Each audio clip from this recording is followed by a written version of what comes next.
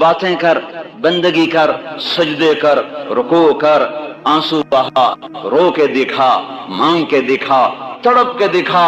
بدبخت ہے وہ وجود جس پر ساری رات گزر گئی اور اس کی فجر بھی گئی، عشاء بھی گئی۔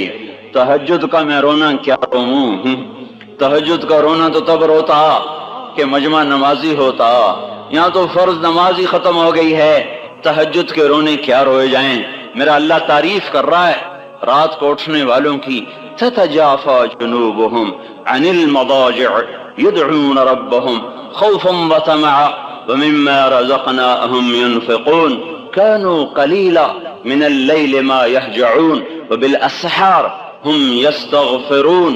یہ اللہ تعالیٰ ان کی تعریف کر رہا ہے جو راتوں کو اٹھتے ہیں، اللہ کے سامنے روتے ہیں، اللہ سے باتیں کرتے ہیں، نمازیں پڑھتے ہیں، سجدوں میں سر رکھتے ہیں، اللہ انہیں دیکھ دیکھ کے خوش ہوتا ہے۔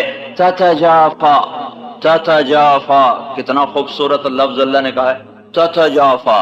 اس کا ظاہری ترجمہ یہ ہے کہ وہ بستروں سے جدا ہو جاتے ہیں، بستروں سے جدا ہو جاتے ہیں اور اللہ کے سامنے کھڑے ہو جاتے ہیں۔ رابعہ بصری رحمت اللہ علیہا رات کو غسل کر کے کپڑے پہن کے اپنے خامن سے پوچھتی، آپ کو میری ضرورت ہے؟ کو یہ بستروں سے جدا ہو جاتے ہیں۔ لیکن اس کا اصل ترجمہ کیا ہے؟ اس کا اصل ترجمہ کیا ہے؟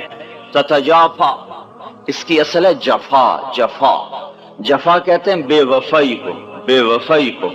تو کتنی خوبصورت بات اللہ کہہ رہا ہے کہ یہ وہ لوگ ہیں، یہ وہ میرے بندے ہیں جو مجھ سے وفا کرتے ہوئے اپنے بستروں سے بے وفا ہو جاتے ہیں۔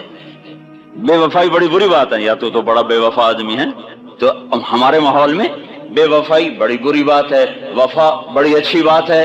تو میرے رب نے کیا خوبصورت بات فرمائی ہے، تتجافى جنوبهم عن المضاجع، یہ میرے وہ پیارے بندے ہیں کہ اپنے بستر کے بے وفا بن جاتے ہیں اور میرے وفادار بن جاتے ہیں۔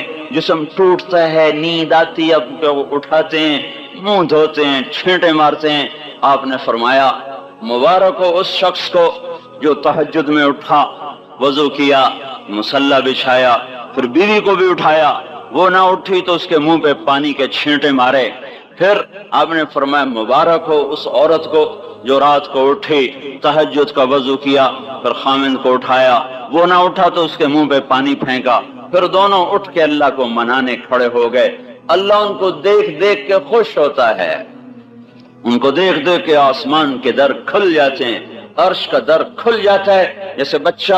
جیسے ماں بچوں کو پیار سے نہیں دیکھتی، اس کی نظریں قربان ہو رہی ہوتی ہیں، اس کے چہرے کے جذبات دیکھنے کے ہوتے ہیں، ایسے ہی میرا رب اپنے اس بندے اور بندی کو ان محبتوں سے دیکھتا ہے جن محبتوں سے ماں نہیں دیکھ سکتی۔ 70 کا لفظ عربی زبان میں ہوتا ہے کثرت کے لیے، نہ کہ عدد کے لیے۔ میرے رب کو اپنے بندے سے پیار ہے جس کا کوئی عدد نہیں، جس کی کوئی حد نہیں، جس کا کوئی حساب نہیں ہے۔ اللہ تعالیٰ نے فرمایا داؤد، اے داؤد، اگر ان مردان کے نافرمانوں کو پتہ چل جائے، یہ نافرمان مردوں عورتوں کو پتہ چل جائے کہ میں ان سے کتنا پیار کرتا ہوں، صرف ان کو یہ خبر ہو جائے کہ ان کا اللہ ان کی ساری نافرمانیوں کے باوجود ان سے کتنا پیار کرتا ہے، تو ان کے جوڑ آپس میں جدا ہو جائیں، اکٹھے نہ رہ سکیں۔ اگر ان کو میری محبت کا پتہ چل جائے کہ کتنی ہے تو ان کے جوڑ سلامت نہیں رہ سکتے، ان کے جوڑ ٹکڑے ٹکڑے ہو جائیں گے۔ اللہ تعالیٰ نے کہا اے داؤد ایک بات تو بتا، جب میں نافرمانوں سے اتنا پیار کرتا ہوں تو فرما برداروں سے کیسا پیار ہوگا میرا، فرما برداروں سے میرا پیار کیسا ہوگا۔